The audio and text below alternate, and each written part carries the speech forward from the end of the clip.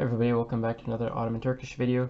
Today we will be going over the consonants of Ottoman Turkish, and this is a quick recap.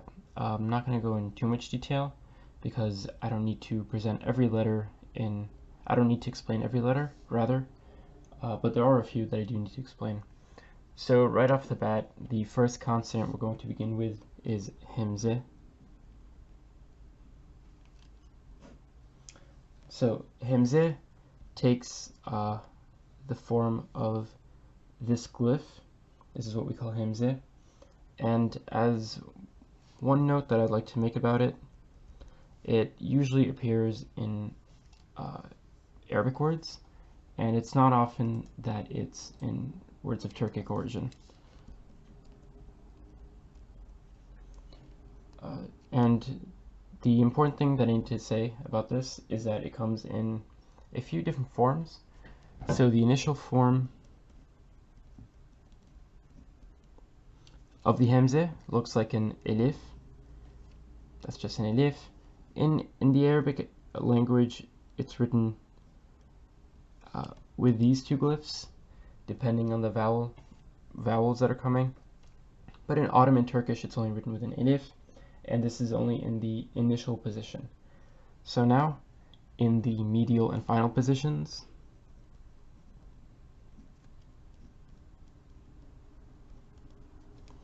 hamza looks like this.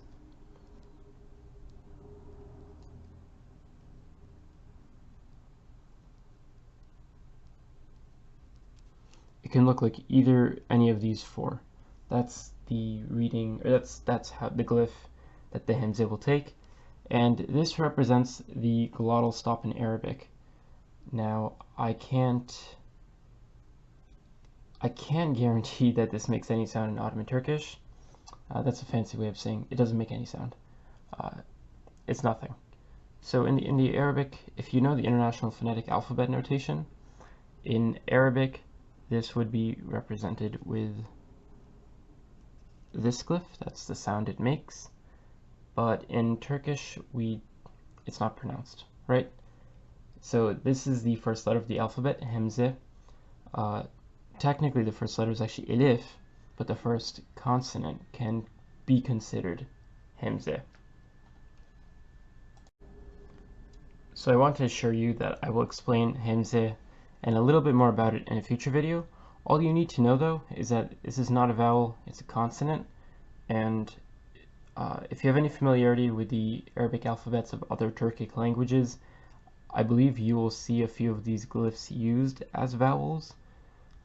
And I want to show you that in Ottoman Turkish and in Persian, they are only consonants and not vowels. And so that's really the only explanatory note I need here. You can see it used in a few words, and it's not represented in the modern Turkish alphabet. So for example, the word mumin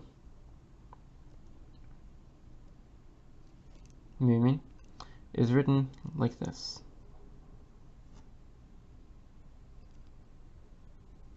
And I've added the vowel points. I haven't taught you vowels yet, so you don't need to know it that well, but if you do, that's great. So min, but you can see the glottal stop is not indicated here. So it unfortunately may have only been a feature of the literary form of the language and wasn't pronounced by ordinary people.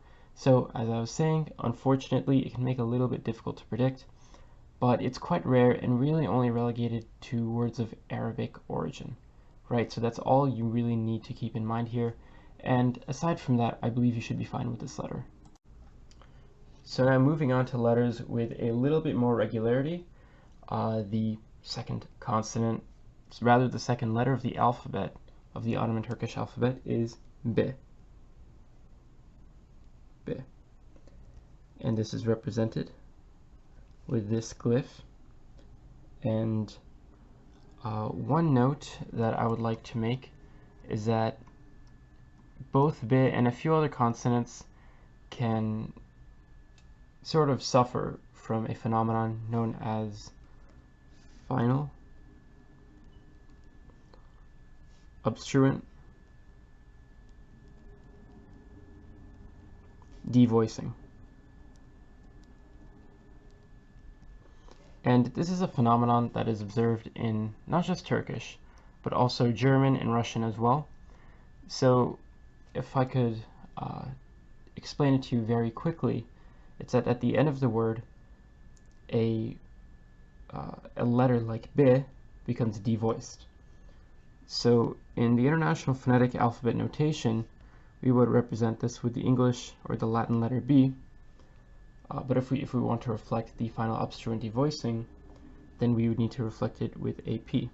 So note, at the end of a word, at the end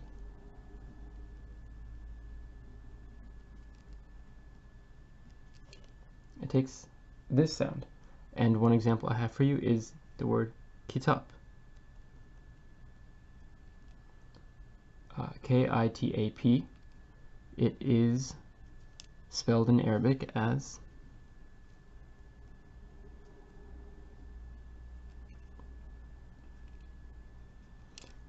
kitab. So that's all there is to it. And if this doesn't make that much sense to you, I will comprehensively cover this in a future video. And I would like to mention I will also comprehensively cover hamza and all of its forms in a future video as well, if I haven't mentioned it. So, moving on to a little bit of an easier letter that needs less explanation is P.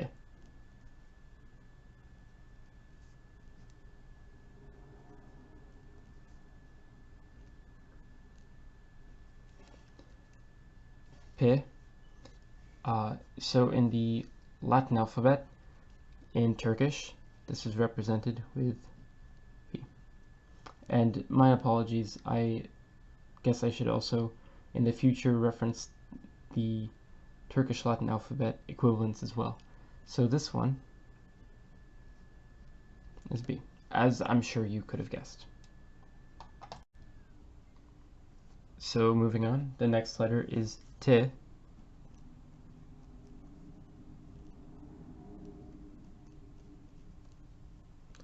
And this is the name of the letter in Ottoman Turkish. This is how the letter looks.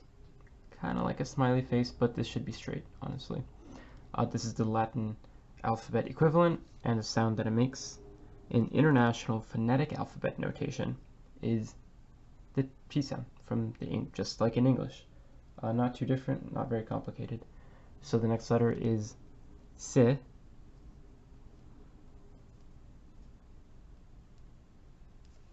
3 dots instead of 2. Now it's very easy to probably think at this juncture that this is the S sound, right? No, not so much. So while in the Turkish Latin alphabet, we represent it with an S, and it makes the same sound in Turkish. This is actually a Arabic loan letter. It only appears in loan words of Arabic origin.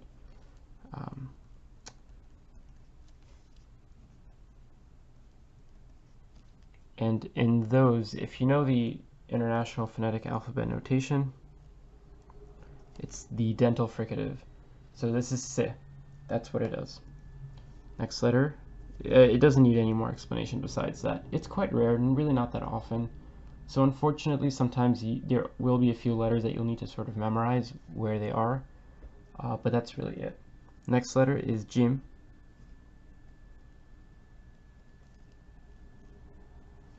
Chim. In the Turkish Latin alphabet, it's represented with the letter C.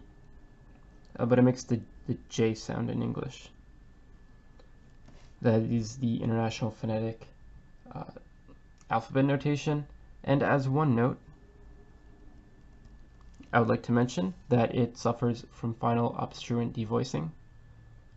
I need to apologize for the bad handwriting. But so basically what that means is at the end of words,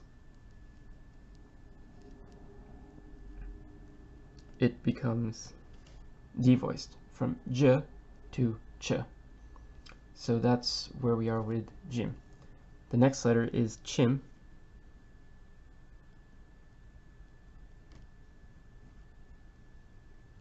Chim.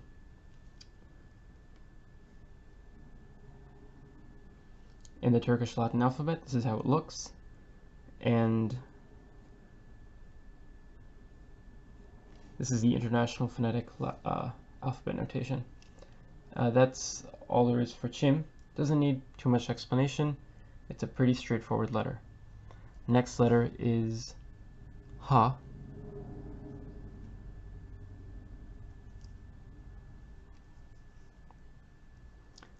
In the Turkish Latin alphabet, it's the H, and that's the sound it takes, honestly. But I need to say, as a note, this is not the usual letter that we use for H in Ottoman Turkish. Why? Because it's a letter of Arabic origin. It'll only appear in words of Arabic, from the Arabic language. So,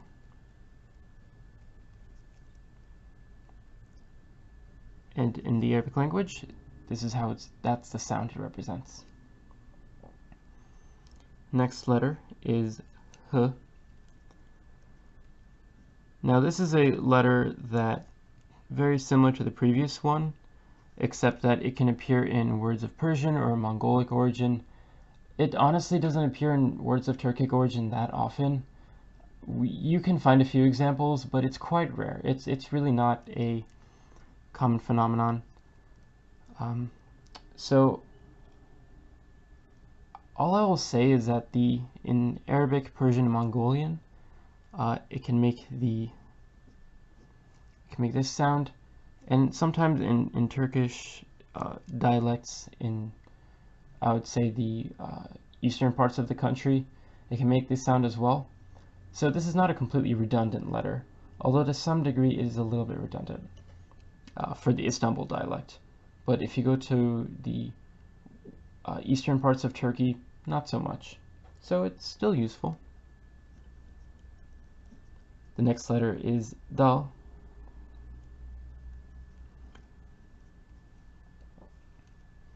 And as you can possibly imagine, this is represented with the letter D in Turkish, and it makes this sound.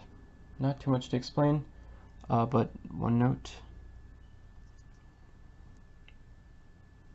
At the end, this becomes a T. At the end of words, just like in kitab. Same phenomenon, right? Next letter is zal. It's basically dal, but with a dot on top. So this makes the Z sound. But this is not the Z that we use in Turkish normally. So as a note, this is only in words of Arabic origin.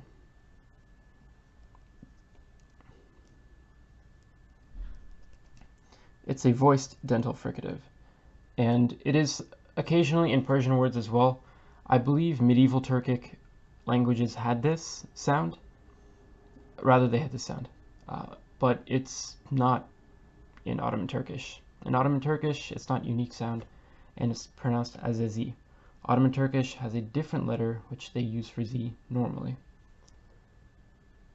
The next letter is Re.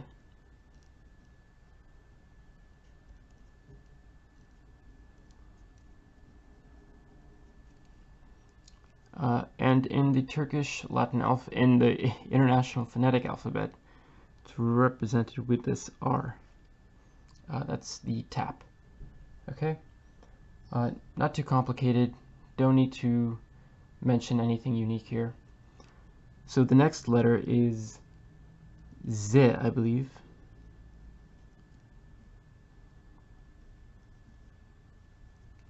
Z. Now this is a true Z sound, if you will, right? This is what we normally use in Ottoman Turkish. Next letter is J, and it's represented with the letter J, but it's sort of like the French J, not the English one.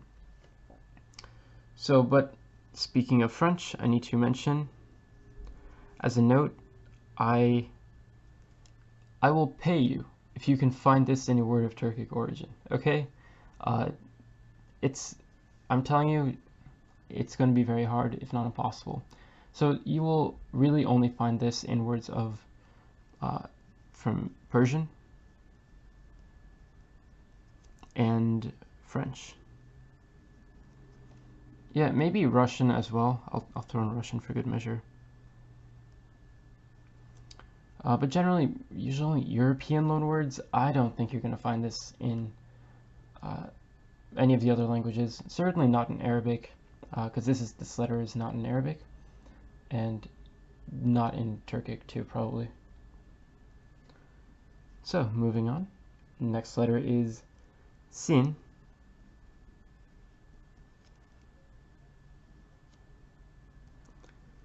And in the Latin alphabet, it's with the S. Not too much to explain here. This is what we use for S in Turkish. We don't use se. Again, as I mentioned, this is a dental fricative from Arabic. This is really what you want to be using. Just go with this. Next letter is shin. And you'll have to forgive my atrocious handwriting.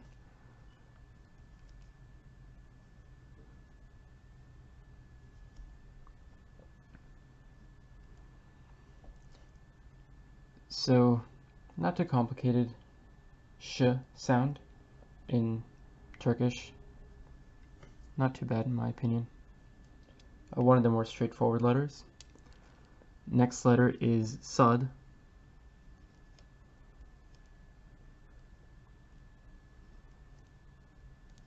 This also makes the S sound, if you can believe it. And one note that I need to make here is that I can tell you that this is a borrowing from Arabic, but that would not be completely honest because it's also found in words of Turkic origin as well. So in Arabic it's presented with the IPA symbol for a pharyngalized S, but in words of Turkic origin this has a role to play in vowel harmony. So I will explain that in a future video, but all you need to know is that in Arabic, in a few Arabic words, this is the sound that it takes. But also Turkic vowel harmony. Okay. H is also another letter that plays a role in vowel harmony, but I will explain all of these in a future video. Right now I just want to get you acquainted with the consonant repertoire. Next letter is dad.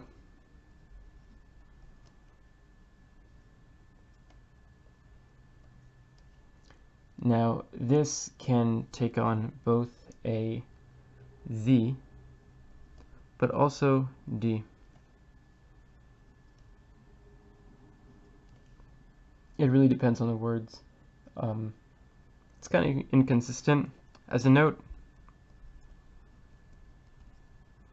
this truly only appears in words of Arabic origin.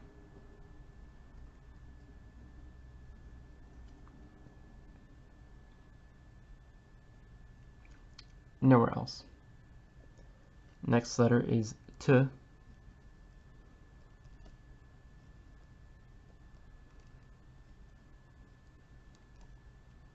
T makes the T sound, and this plays a role in vowel harmony as well, just like sad. But as a note, this also comes from Arabic.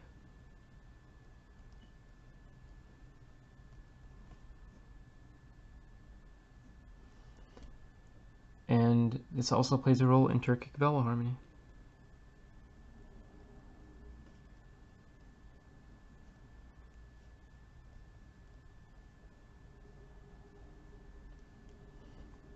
So I'm falling off the page here, so let me switch over to another page. So the next letter of the alphabet is Z. Z.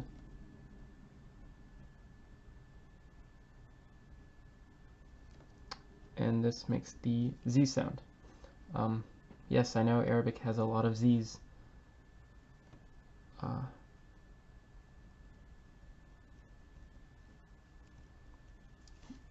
As you can guess, this is only a loanword, a letter found in loanwords of Arabic origin. This is not a Turkic letter, so not too hard, honestly. It's honestly quite rare. So,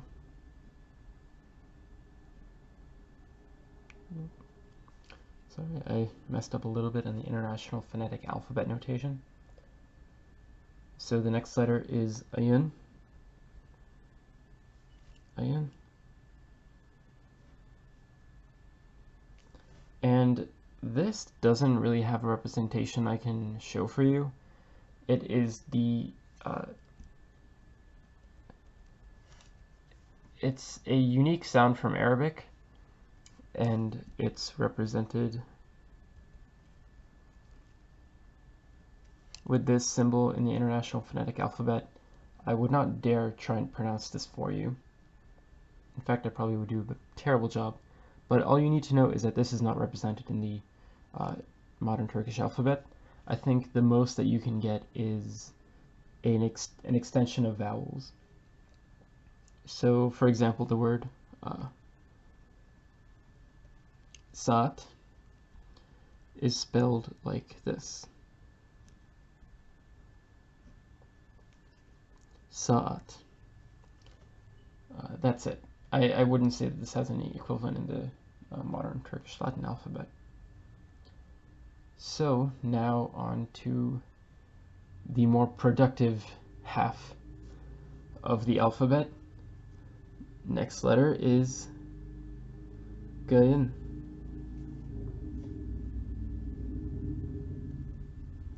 This is represented with G, or yumuşak. It is represented with G or yumuşak G. And there's a third letter that I could write here, but I'm not going to do it because I want to explain that in a future video. So this makes the G sound. And actually, let me rearrange this. So I'm going to cross this out, and because it makes two different sounds according to which one of these letters it is, right? So under G, it just makes the G sound in the International Phonetic Alphabet, but under yumuşak G, it's more like it also just extends the sound of the vowel before it. It elongates vowels, and that's really all there is to it. Not too bad. And that's all I'm going to explain. I will explain this letter more in a future video, but right now it's just a recap, so let's move a little bit quicker. Next letter is F. Self-explanatory.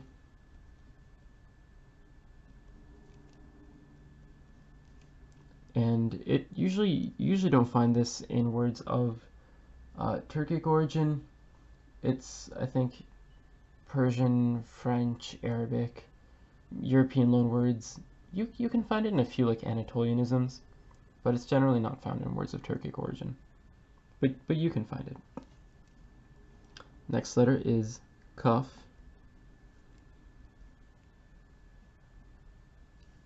Kaf.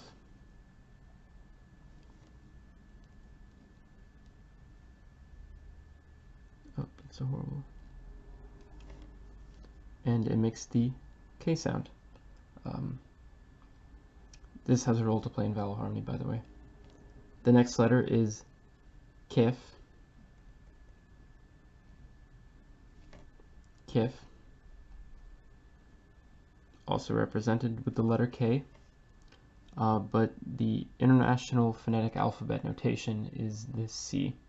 And that's a palatalized version of this letter, or of this sound. So, and I will explain this in a future video as well. Next letter is Gif.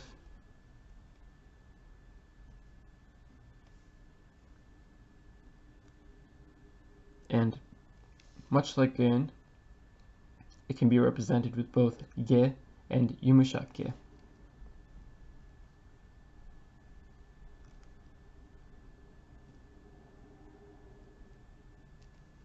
And this is because it takes two different readings depending on the letter. So for ge in the International Phonetic Alphabet, it takes this sound, and under yumuşak ge, this is sort of the Y sound in English, like in the word yes or yellow. That's what we use. In the International Phonetic Alphabet, it's represented with a J. So that's, and these two contrast in terms of in vowel harmony, right? So I'm going to leave it at that for now.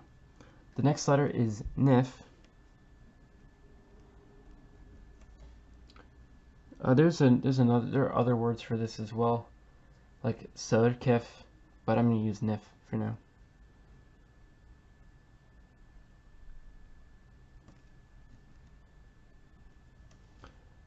So one note I need to make here is that this was in old sort of, if you go back a few hundred years ago, this letter was pronounced not as N, but as sort of as NG, like nun, right? So it's like an English word sing, right? Sing, that's the NG sound. This is the sound that this letter used to make. Turkish lost that sound, and now it's only pronounced as a normal N, and that is unfortunately it. It doesn't exist anymore.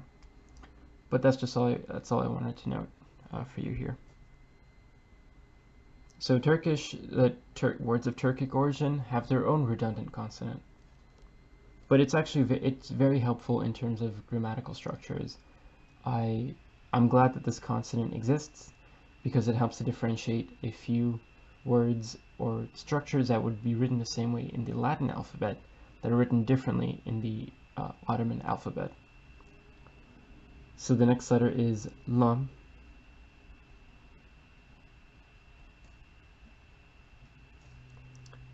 And this one's a little bit interesting. Depending on vowel harmony environments, it can have two readings.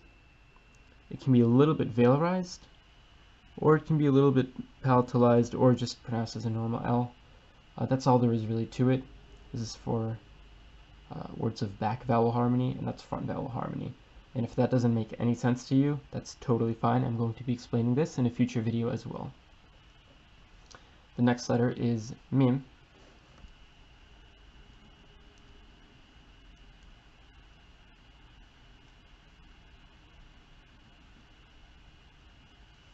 Yeah, it's sort of like meme, but yeah, I'm gonna just stick to the script. Yep, not too complicated, pretty nice. Next letter is nun.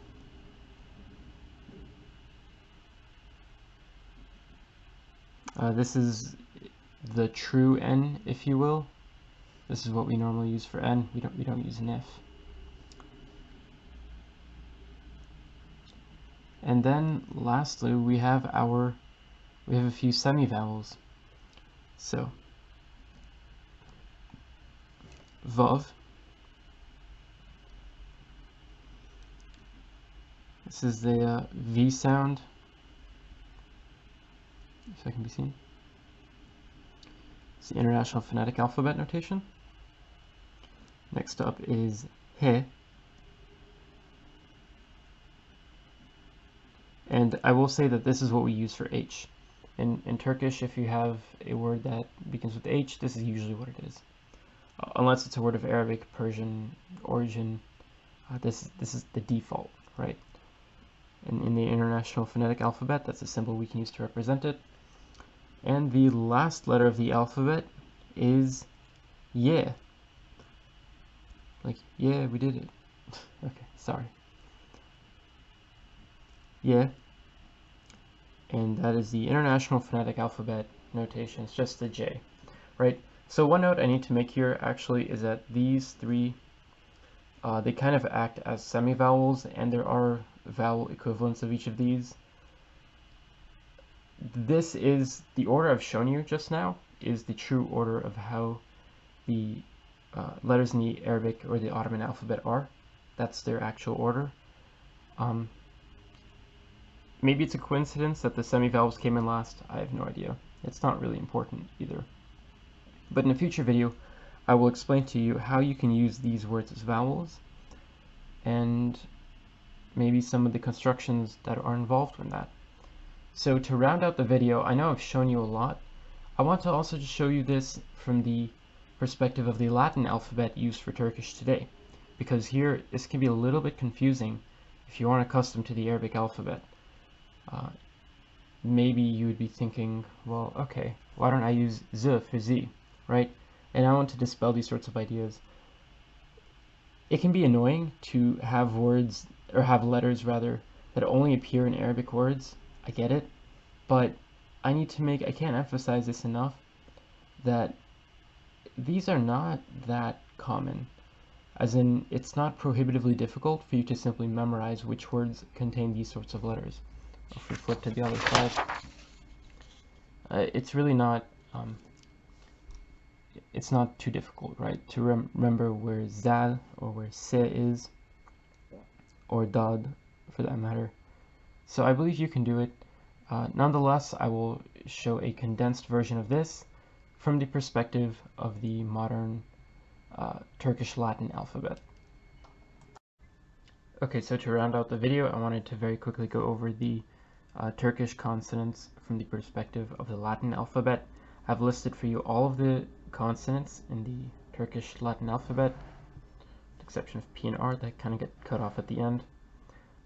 So very quickly, I'm just going to go over B is B, J is Jim, Ch is Chim, D is Dal and T, and the letters that I've outlined in red here are letters that play a role in vowel harmony. If that doesn't make much sense to you, it's fine, I'll explain it in a future video. Nonetheless, just know that the ones in red are not that common, with the exception of, well, actually no, that's correct. The ones in red are not the common readings, with the only exceptions of Gayan and Kaf. These are going to be normally seen. So let me just star them real quick.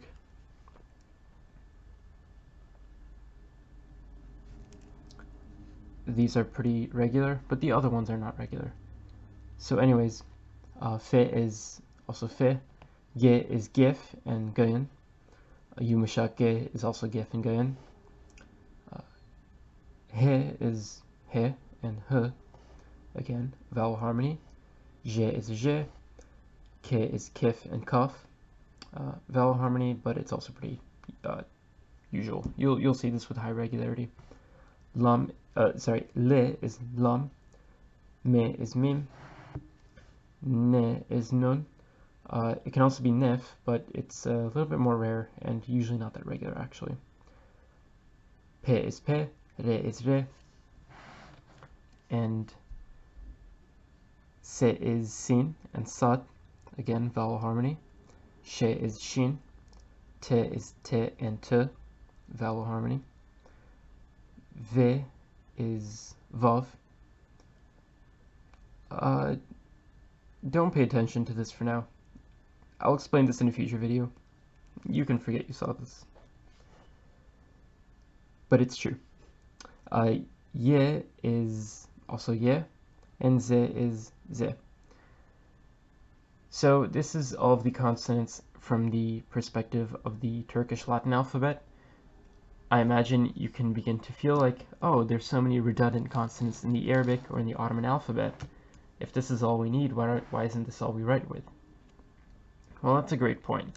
When it comes to words of Turkic origin, honestly, this is pretty much all you're ever going to write with. And even then, not yet. Like the word for je, right? Both je and fe, and even he, right? They're not that common in words of Turkic origin. You'll find them, obviously, from time to time. But the other ones are the more common ones. But so the only point I'd like to make here is that the Ottoman alphabet isn't the only alphabet that has sounds that are not native to the Turkic languages, right? It's just that these sounds have been transmitted into Turkic languages and into Anatolian Turkish, and that's why they're represented here. If some of the Arabic sounds got transmitted, then they would have been taught as well. Or sorry, they would have been pronounced. So that's all there is really to it, and in case this is moving a little bit too fast for you, I will put a table in the comment section of the video that will outline this exactly as I've written it here for your own viewing pleasure. Otherwise, thank you for watching, and I'll see you next time.